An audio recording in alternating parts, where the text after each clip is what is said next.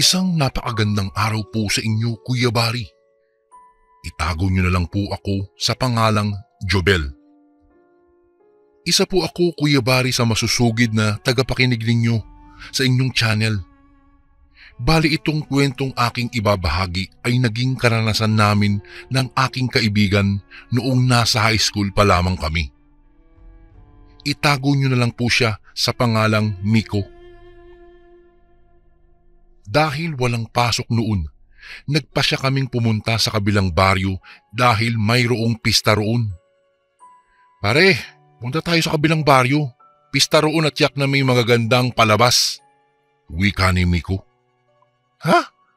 Bakit? May kakilala ka ba dun? Tanong ko naman sa kanya. Wala. Pero may magyayaya naman sa atin siguro doon. Pista naman kaya tiyak na may makakapansin sa atin doon, pare. Huwag kang mag-alala. Wika ng aking kaibigan. Tinanguhan ko naman siya at saka nagpasya ng magbihis. Pagkatapos kong magbihis, Kuya Bari, agad kaming nagpaalam sa aking mga magulang. Sinabi ko kay nanay na pupunta kami sa pista sa kabilang baryo. Subalit, pinigilan niya kami. Ano? Sangkaan niyo? Anong gagawin niyo roon? May kakilala ba kayo roon? Tanong ng aking ina sa amin. Tanging pagtango na lang ang aming naging tugon ni Miko. Kaya't nagpaalam kami ulit, ngunit saglit kaming natigilan sa sinabi ni nanay. Kayong dalawa, mag-iingat kayo roon. Hindi nyo alam, baka aswang ang mapuntahan ninyo doon. Hindi sa tinatakot ko kayo. Pag-aalalang wika sa amin ng aking ina. Napaisip kami. Napaluno kami ng aming laway dahil doon. Subalit dahil pumayag naman ng aking ina na aalis kami, nagpasya na kaming maglakad palabas sa aming bahay. Noong naglalakad na kami, Kuya Bari, naisipan kong tanungin ang aking pinsan kung naniniwala ba siya sa aswang. Natawa ito. Umiling siya sa akin at saka nagwika. Ano ka ba? Hindi, no? Mga kwentong bayan lang yung mga sinasabi mong yan. Saka kwentong katatakutan lang, iniimbento lang nila yan, pare. Huwag kang maniwala dyan. Kung kaya't ako'y napanatag, napangiti ako sa kanyang sinabi. Kahit kasi na naniniwala ako sa mga aswang, tama naman siya sa kanyang ideya. Kung kaya't hindi na lang ako nagsalita pa at ifinokus ko na lang ang aking pansin sa aming daanan. Noong malapit na kami sa nasabing baryo, may iilang tao kaming nakasabay sa paglalakad. Kahit papaano ay nawala ang aking agam-agam tungkol sa mga bagay-bagay na sinabi sa amin ng aking ina. Mga iho, makikipista rin ba kayo? Pareho kaming natigilan ni Miko nang makarinig kami ng isang boses na nagmula sa isang matandang lalaki. Sabay kaming napalingon ni Miko noon. Tsaka kami napatango. Opo, Manong. Sagot ko naman sa kanya. Napatango naman ang matanda sa amin, saka napangiti. Kung may kakilala kayo roon, mabuti. Pero kung wala, mas maiging kung mag-iingat kayong dalawa dahil hindi nyo alam kung ano ang inyong sasapitin sa baryong iyon. Wika niya sa amin. Noong mga oras na iyon, Kuya Bari, muling bumalik ang namumuong takot sa aking dibdib. Subalit kahit na ganoon, nagpatuloy pa rin kami sa aming paglalakad hanggang sa makarating kami sa baryong mayroong pista. Ang bawat bahay sa aming nadadaanan ay napansin naming abalang-abala. May mga taong paruot parito habang may dalang sisidlan ng pagkain. May iilang taong napapalingon sa amin at medyo kinikilabutan ako nang makitang ngumisi ang mga iyon at saka napadila pa nga sa kanilang bibig. Nagiging mabalasik na rin ang paningin ng iba sa amin. Hindi ko maintindihan, Kuya Bari, bakit ganun. Hindi ako nakatiis noon at sinabi ko kay Miko ang aking napansin. Hayaan mo na lang yung mga yan, ano ka ba? Ikaw talaga kung ano-ano ang napapansin mo. Mali mo naman baka may dumi lang sa bibig yun. Nakakatawang wika sa akin ni Miko. Naglakad kami hanggang sa makarating kami sa sentrong bahagi ng baryong iyon. Ang mga taong nakasabay namin doon, unti-unti nang nababawasan dahil kani-kanya na silang punta sa mga bahay na kanilang mga kakilala. Dahil medyo mataas na ang araw, naisipan namin ni Miko na tumambay na muna sa lilim ng isang punong mangga. Nasa tabi lang iyon ng daanan, Kuya Bari, kaya kita pa rin namin ang mga taong dumadaan.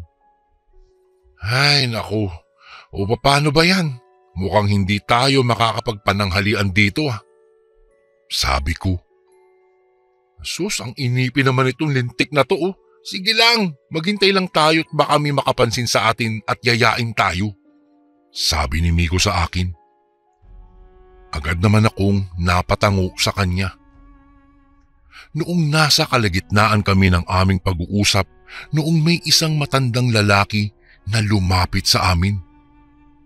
Medyo mahina na ito at nakatungkod pa, kaya nagtaka kami dahil pinilit niya ang kanyang sarili na makalapit sa amin. Mga iho, wala ba kayong bahay na mapupuntahan? Tanong niya sa amin noong medyo malapit na siya. Ay, Manong, wala nga po sa katunayan, pumunta po kami rito kahit wala po kaming kakilala rito. Tugon naman ni Miko sa matanda. Napangiti ang matanda sa amin. Walang pagdadalawang isip niyang inaya kami. Halina kayo sa aming bahay. Doon kayo pumunta para naman magkalaman ang inyong mga tiyan. Mahirap na, baka mawalan pa kayo ng malay sa daan. Tingnan mo naman tirik na tirik ang araw. Mahabang saad ng matanda sa amin. Pilit niya kaming niyayaya ni Miko, kaya tumayo lang kami at saka sumabay sa kanya sa kanyang paglalakad. Habang naglalakad, sa hindi ko malamang dahilan, Kuya Bari, bigla po akong nakaramdam ng takot. Naku, ano kaya itong nararamdaman ko? Bakit kinikilabutan ako? Tanong ko sa aking sarili.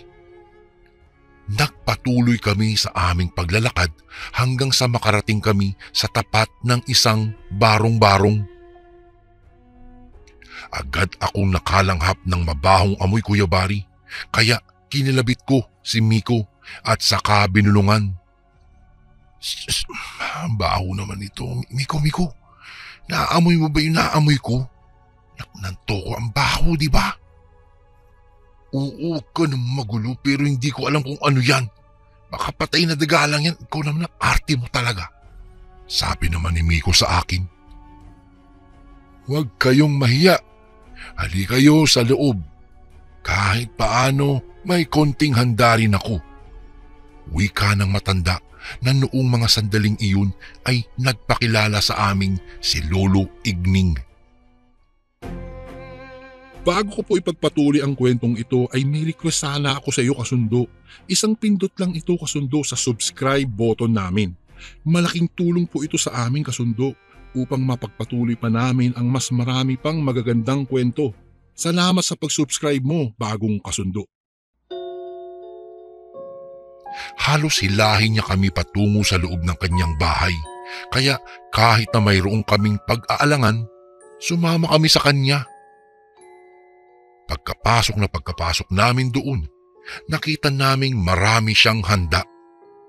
Halos lahat iyon ay putahing karne pa. Aba Lolo, big time ka. Ang dami niyong handa Bakit wala pa kayong bisitang dumarating? Tanong ni Miko sa matanda. Napangiti lang ang matanda at saka nagwika. Ay, yun ba? Ay mamayang gabi pa kasi darating ang iba naming mga kamag-anak. Halina kayo at kumain na muna kayo. Wika pa niya sa amin. Binigyan niya kami ng mga kutsara at pinggan. Kaya naupo na kami sa tapat ng mesa at saka kumain.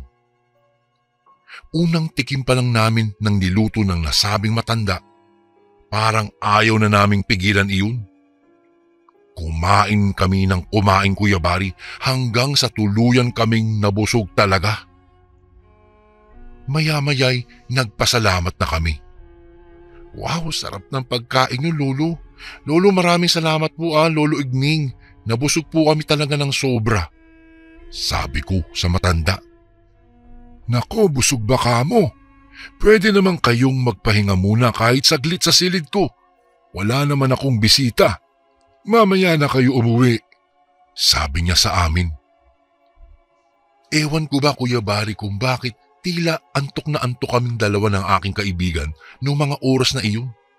Ewan ko ba, baka napasarap lang ang aming pagkain at masarap matulog.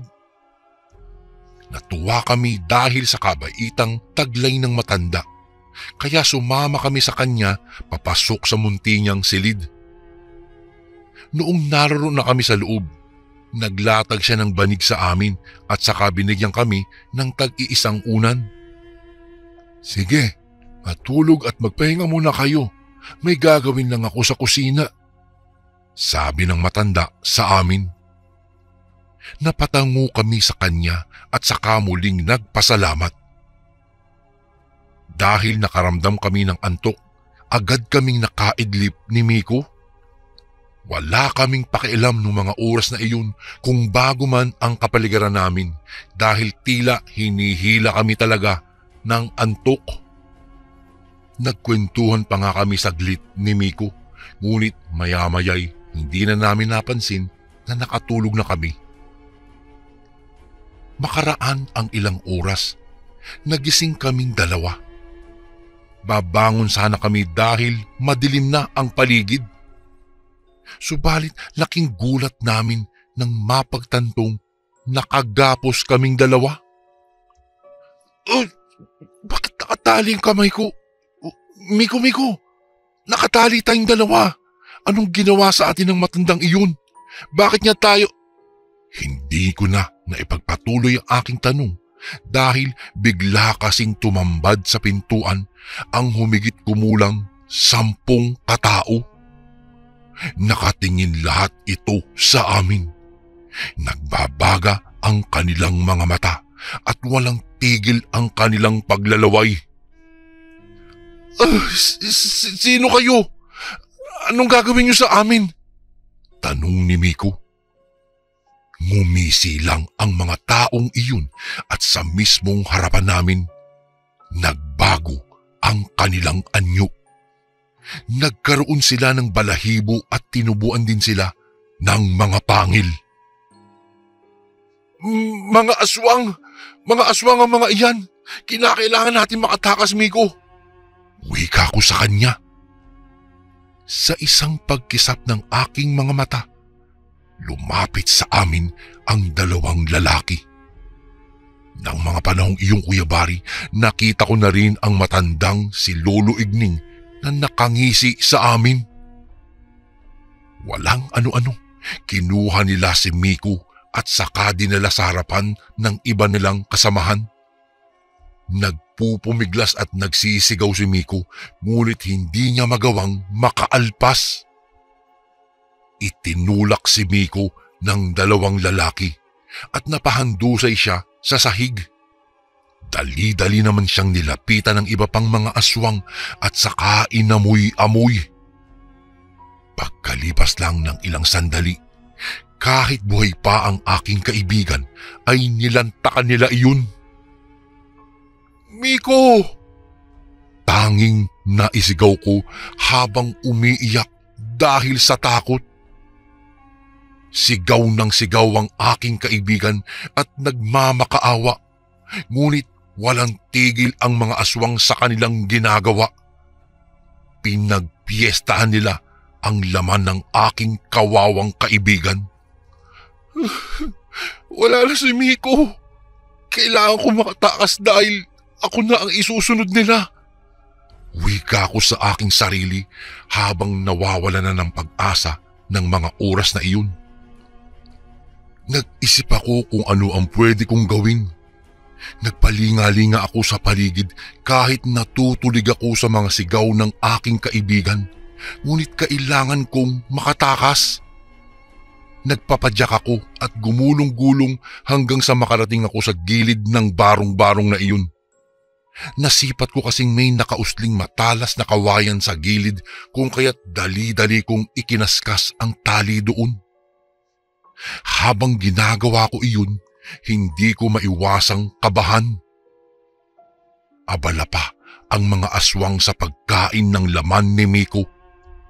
Kaskas lang ako ng kaskas doon sa kawayan. Halos nagkandasugat na ang aking mga braso dahil tumatama iyon sa matalas na kawayan. Ramdam na ramdam ko ang hapdi ng bawat sugat na kumakaskas kasama ng tali. Hanggang sa makawala ako. Muli pa akong tumingin sa mga nagpe-fiestang mga aswang. Tiyumempo lang ako at hindi na nagdalawang isip akong tumalon sa nakatiwangwang na bintana. Pagkatalong ko roon, narinig ko pang umangil at umatungal ang mga aswang. Wala na akong naging pakialam. Ayaw ko ng pagpiestahan din ng mga aswang, kaya walang tigil akong nagtatakbo papalayo. Hindi ko alam kung dahil lang sa takot na nararamdaman ko, pero parang gumaan ang aking katawan at lalong bumilis ang aking pagtakbo. Iyak ako ng iyak habang tumatakbo pabalik sa aming baryo. Iniisip ko ang nangyari sa aking kaibigan. Wala na si Miko. Makaraan lang ang humigit kumulang 1 oras na pagtakbo. Nakarating din ako sa aming baryo na pagod na pagod. Kahit malayo pa ang kabahayan, sigaw ako ng sigaw upang makahingi ng tulong. Sa kabutihang palad naman ay sinalubong ako ng mga tao at tinanong ako kung ano ang nangyari. Napaiyak na lang ako. Sinabi ko sa aking mga kabaryo ang nangyari at napamura lang sila. Nakiusap ako sa mga tao na sugurin nila ang mga nilalang, ngunit sila'y tumanggi. Ayon sa isang kabaryo namin, sadya daw delikado kung papasukin nila ang baryong iyon. Hindi daw nila kakayanin dahil lahat daw ng taga doon ay mga aswang. Nagtaka nga sila kung bakit doon ako galing. Mabuti daw at nakalabas ako sa baryong iyon dahil kung hindi ay hindi na daw ako sisikatan pa daw ng araw. Malungkot akong umuwi at umiiyak. Pagkarating ko sa amin, inilahad ko sa aking nanay ang lahat ng nangyari. Maging siya ay gulat na gulat din at napaiyak. Nagyakapan lang kami, Kuya Bari. Wala na po si Miko. Wala na ang aking kaibigan. Kung nakinig lang sana kami sa mga taong pumigil sa amin, sana po ay buhay pa siya. Ito po ang karanasan ko na magpasa hanggang ngayon ay hindi ko po malilimutan, Kuya Bari. Isang karumal-dumal na pangyayari sa aking kaibigan dahil pinagpiestahan siya ng mga aswang. Hanggang dito na lang po ang aking kwento. Maraming salamat po. Lubos na gumagalang, Jubel. And again, maraming salamat po mga kasundo. Don't forget to subscribe and i-click nyo lang po yung bell na button para updated po kayo sa mga upcoming videos namin na paparating. Maraming salamat po ulit. God bless and ingat po lagi dyan. Ito po si Kuya Bari at ako ang Sundo.